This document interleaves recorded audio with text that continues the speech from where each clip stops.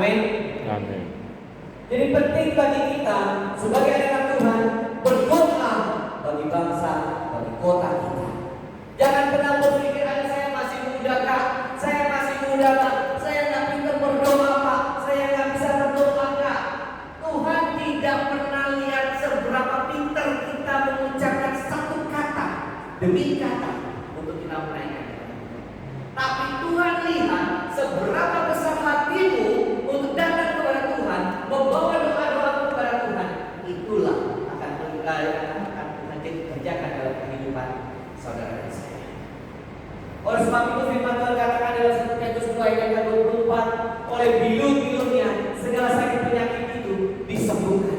Ini satu dasar yang penting untuk kita tahu, bukan karena kuat kita, bukan karena kehebatan kita, bukan karena kepintaran kita biasa berdoa, bukan kita sebagai orang yang ditetapkan gereja untuk sebagai pendoa sehingga kebenaran terjadi. Tapi kita sadar bahwa kita tahu kalau kita mengerjakan pekerjaan Tuhan, ketika kita berikan hati kita sepenuhnya kepada Tuhan, maka disitulah kita akan melihat pekerjaan Tuhan itu dinyatakan. Bukan berarti tim doa salah, enggak. Tapi banyak sekali orang yang sehari-hari ini kelihatannya kelihatan dipandang rohani, betul? Seringkali orang melakukan sesuatu yang kelihatannya biar kelihatan hebat. Teman-teman, kalau kita udah punya pikiran hati dan pikiran kita sama seperti itu, maka hilanglah upah kita. Yang pertama. Kedua, kita tidak akan melihat bagaimana pekerjaan Tuhan dinyatakan. Kenapa? Karena yang kita lakukan bukan karena Tuhan, tapi karena pikiran kita, karena kemampuan kita. Hari ini kita percaya oleh bilur-bilur Yesus itulah yang sanggup untuk memberikan kesembuhan. Jadi ketika kita berdoa, kita mengucapkan di dalam nama Yesus, oleh bilur-bilur Yesus, setiap segala sakit penyakit apapun disembuhkan. Artinya bukan kita yang melakukan, tapi Yesus yang melakukan. Amin. Kebaktian kesembuhan dapat dilayani oleh para pelayan baik oleh hamba Tuhan maupun kaum awam. Ini harus kami tulis. Seringkali orang suka berpikir bahwa, aduh, ini bukan sebagian saya kak, ini bukan bagian saya bang, ini bukan bagian saya pak, ini bagian pendeta saja. Karena pendeta yang biasa melakukan ini. No, saya mau bilang hari-hari ini teman-teman, kita semua di sini adalah orang-orang yang mau Tuhan pakai, sehingga sekalipun jabatanmu bukan seorang pendeta, sekalipun jabatanmu bukan seorang misionaris, tapi kalau kau punya hati untuk melayani, kalau kau punya hati untuk berdoa, maka kita akan melihat bagaimana pekerjaan Tuhan itu dinyatakan. Amin. Doa orang benar, Yakobus 5 ayat 16 berkata, jika yakin didoakan, sangat besar kuasanya. Tanda-tanda ini akan menyertai orang-orang yang percaya. Mereka akan meletakkan tangan atas orang sakit dan orang itu akan sembuh. Teman-teman, seberapa banyak di antara teman-teman yang hari ini pernah berdoa bagi orang sakit?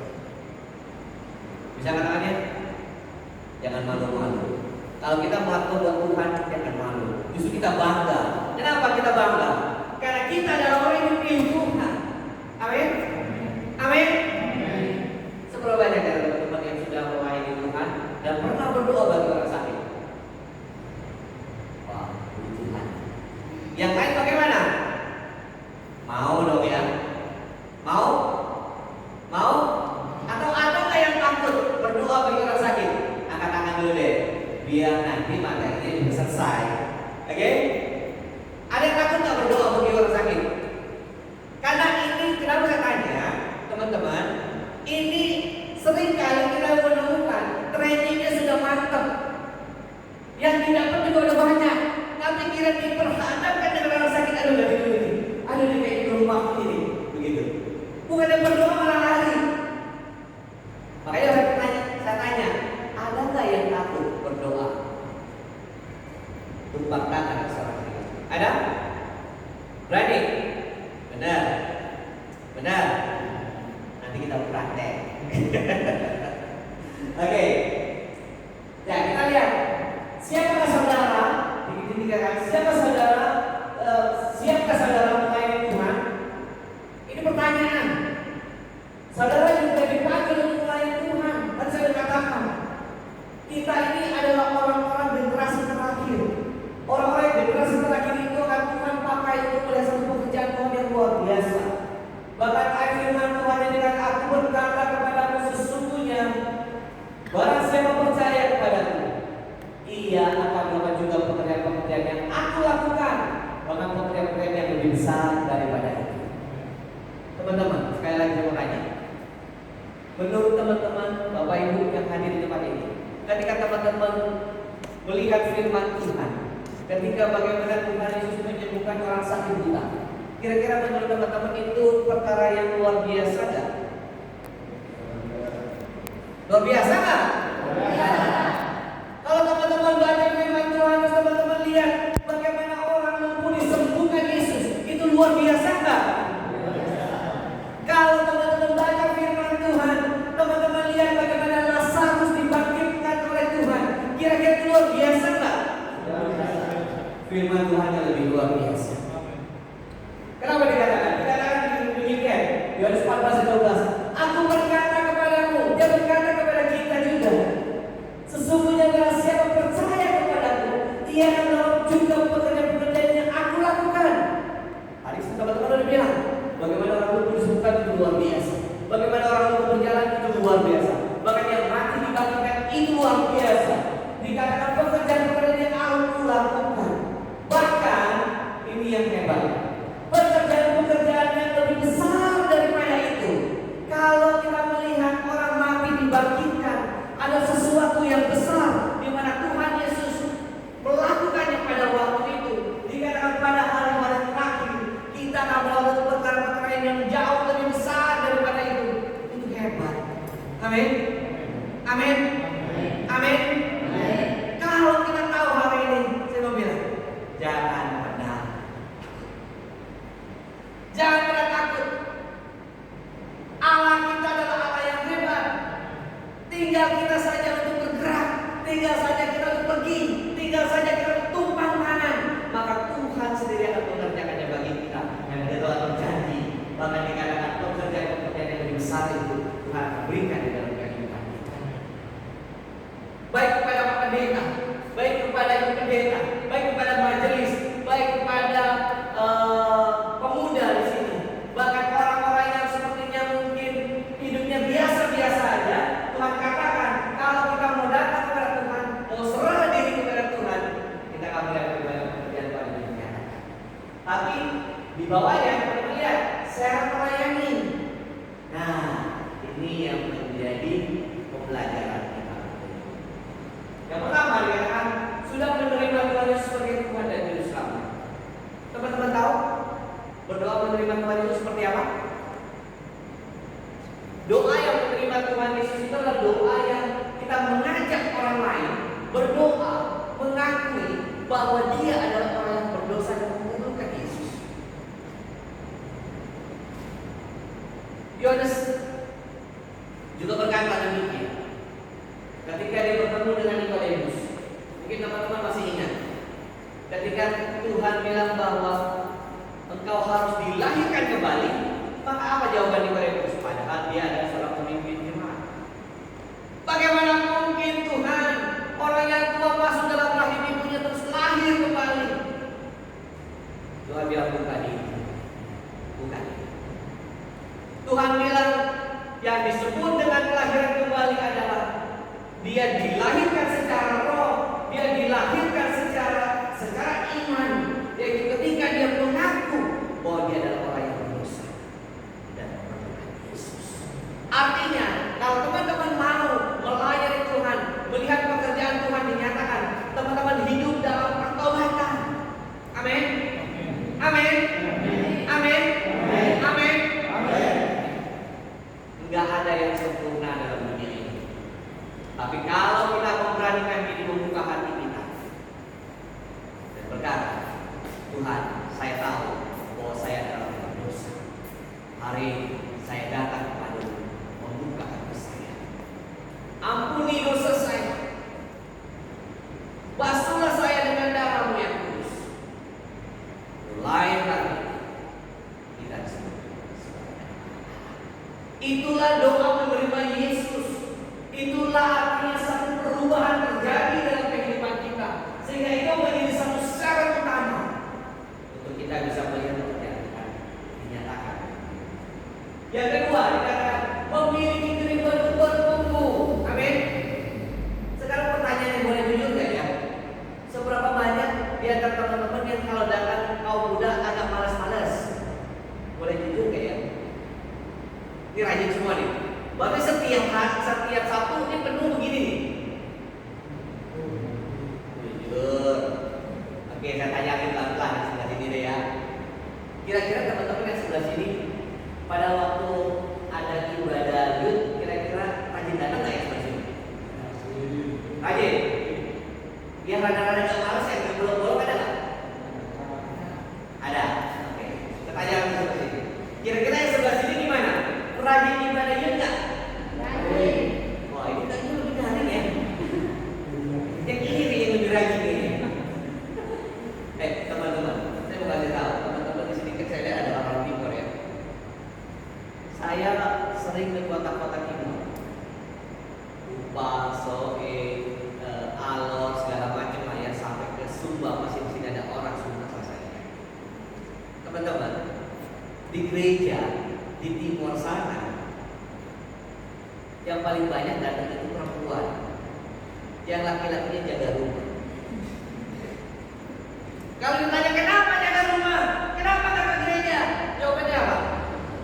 Gerejanya Pak saya yang bangun, masa kalau Tuhan Yesus datang di gereja ini saya. Teman-teman, saya bilang kalau Tuhan punya pikiran kayak gitu salah. Kenapa? Tuhan melihat hati, bukan melihat bangunan gereja.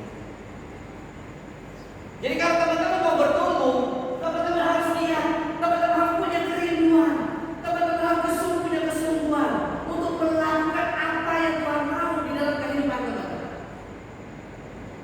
Mulai dari hal yang kecil, mungkin ada suruh berkhotbah, mungkin mulai bawa kolektor, mungkin aja sekolah minggu. Dulu teman-teman saya punya cerita. Waktu saya belajar melayani, saya pertama itu kelas 2 SMK. Waktu saya belajar melayani, saya disuruh lagi sekolah minggu ke dokter. Dan gimana ya? Mau ngomong apa ya? Sebelumnya itu di jalan gereja gitu loh. Tapi ketika kita berserah, ketika kita berdoa, ketika kita berharap sesuatu yang Tuhan kerjakan dalam kehidupan kita, maka itu terjadi. Di sini ada sekolah minggu. Guru sekolah minggu ada. Nah, ini di luar topik tapi ini penting buat membangun gereja. Teman-teman, jangan anggap anak kecil itu bisa dibohongin. Oke?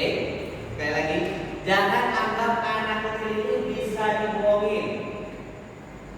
Kata rohani, perhatikan baik-baik. Ketika teman-teman mau melayani di sekolah minggu, persiapkanlah hatimu dengan baik. Kenapa?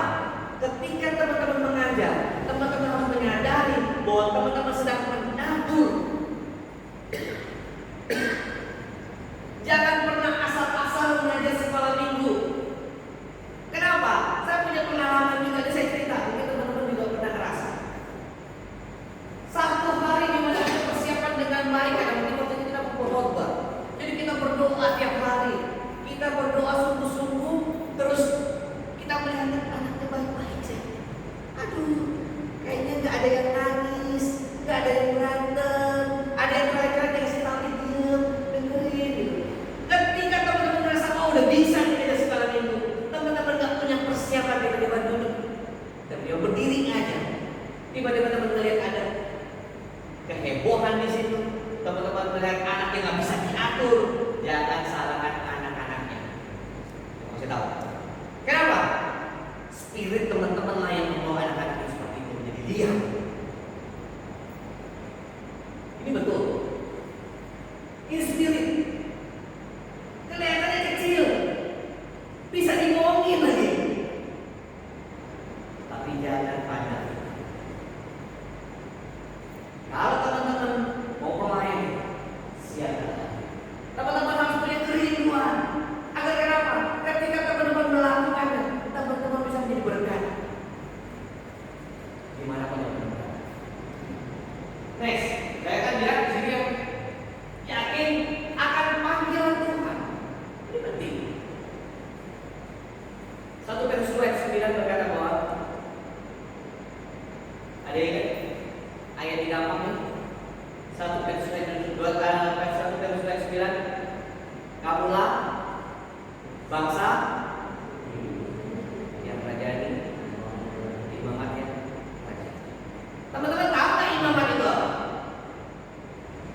Imaman itu imam. Jadi kalau firman Tuhan berkata tentang satu perkataan satu imamat, perkara yang imamat yang merajani, artinya kita harus sadar betul, kita harus tahu betul bahwa Tuhan sedang pakai kita untuk menjadi apa? Menjadi imam. Bagi siapa? Bagi banyak orang. Kamulah bangsa yang terpilih, imamat yang merajani, bangsa yang kudus, umat kepunyaan Allah sendiri. Itulah perkara firman. Jadi teman-teman harus betul-betul punya keyakinan bahwa teman-teman adalah orang yang dipanggil Tuhan, bukan sekedar ditunjuk oleh pendeta atau senior kita. Tapi kita harus tahu Tuhan sedang panggil kita untuk apa? Untuk melakukan perkara yang besar. Selanjutnya yang keempat, siap dan rela untuk dibimbing. Ini penting. Teman-teman harus punya kebiasaan, teman-teman harus punya kesukaan untuk belajar satu kebenaran firman Tuhan. Sekalipun di tengah-tengah kesibukan kita, sekalipun di tengah-tengah kesibukan pekerjaan kita, firman Tuhan itu harus hidup dalam hidup kita. Kalau teman-teman mau bertumbuh dan dipakai. Teman-teman tak bisa bilang, aduh Pak, saya sedang bekerja, mau kerjaan saya lebih banyak, sementara gereja saya tinggalin. Teman-teman salah. Justru disitulah sebenarnya kalau teman-teman melihat pekerjaan Tuhan. Ketika teman-teman punya banyak pekerjaan, teman-teman sadar bahwa Tuhan memberkati. Disitulah teman-teman bisa bekerja dengan baik. Disitulah teman-teman bisa berdoa buat pekerjaan teman-teman. Disitulah teman-teman bisa berdoa buat seluruh orang-orang yang di situ untuk apa? Mereka punya teman-teman. Saya juga adalah orang yang pernah bekerja. Tapi hari ini saya memutuskan ini full time. Kenapa? Bukan saya kebanyakan duit, tapi karena saya tahu Tuhan panggil hidup saya untuk pergi ke tindakan ini. Sehingga sampai hari ini ada di kota demi kota, saya pergi di kota demi kota. Sekarang harus tinggalkan anak istri. Saya percaya bahwa Tuhan akan berjalan. Kita masuk ke dalam poin kedua. Karya penebusan Yesus. Teman-teman yang dikasih Tuhan, kalau kita bicara tentang karya penebusan Kristus, kita semua tahu pasti Yesus telah mati di kayu salib. Kita tahu bahwa tubuhnya hancur. Kita tahu dia bagaimana dia tergantung di kayu salib dan darahnya tercurah. Kita tahu bahwa karena kematiannya kita disebut sebagai orang-orang yang mengalami satu penebusan. Amin. Tapi tidak hanya sampai di situ. Kematian Tuhan 2000 tahun yang lalu dikatakan oleh bilu-bilunya kita menjadi sembuh. Oleh sebab itu Matius 8 dan 17 berkata hal ini terjadi supaya genaplah firman yang disampaikan oleh Nabi Yesaya. Ayatnya Yesaya 53. Katakan lagi-lagi dikatakan oleh bilu-bilunya kita menjadi sembuh. Kita ditikam oleh karena pemberontakan kita, dia diremukkan dari kejahatan kita. Bahkan kematian yang dikatakan tubuhnya yang hancur untuk memberikan kesembuhan bagi setiap orang. Artinya saya mengatakan bahwa kesembuhan itu sudah Tuhan berikan dalam kehidupan kita. Tinggal kita minta, tinggal kita datang kepada Tuhan. Maka apapun segala sakit penyakit Tuhan pasti sembuhkan. Galatia 3 ayat 15. Nanti teman-teman bisa baca ayat 13 sampai 14, 28 dan 15, 22, 27. Di sini dikatakan bahwa ditebus dari kutuk sakit penyakit. Allah telah membayar lunas segala sakit penyakit kita dengan penebusannya. Tidak tahu menerima dengan cuma-cuma. Berilah dengan sekarang berikan dengan teman-teman mau melayani Tuhan, teman-teman mau pergi memberitakan Injil, teman-teman mau berdoa bagi orang sakit.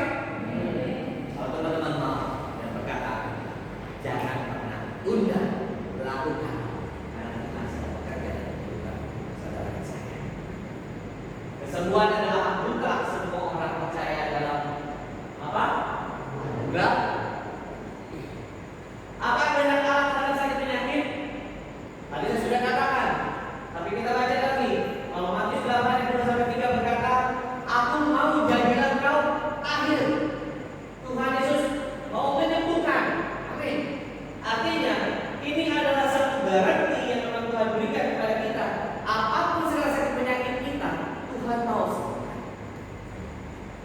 Nggak ada sakit apapun yang dapat bertahan di dalam Tuhan, asal kita mau sungguh-sungguh percaya dan menuntut hidup dalam Tuhan.